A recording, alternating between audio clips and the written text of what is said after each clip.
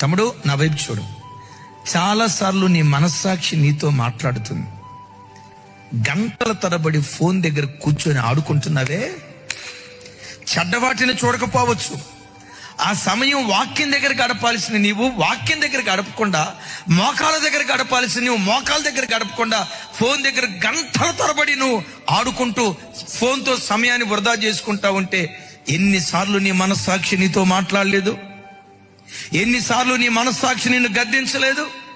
ఎన్నిసార్లు నీ మనస్సాక్షి నీ మీద నేరారోపణ చేయలేదు? ఇన్నిసార్లు గద్దించిన కొన్నిసార్లు నువ్వేం చేసావో తెలుసా? త్రోసివేసావు.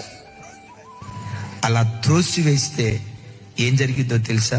విశ్వాస ఓడ బ్రద్దలైపోద్ది, మన ఆత్మీయ స్థితి చెడిపోతే.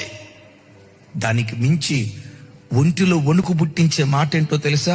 మనస్సాక్షిని పదే పదే తృణీకరించి వాత వేయబడిన స్థితిలో ఎవరైతే బ్రతుకుతారో వారినట్ట దేవుడు, వినండి, వాడు సైతాను చేతికి అప్పగించబడతాడట.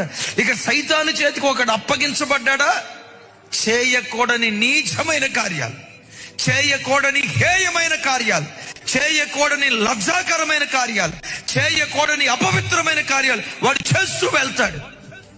ఒరే, వీడు చర్చికి వెళ్ళేవాడు కదా, ఇంత ఘోరంగా ఎట్లా బ్రతుకుతున్నాడు?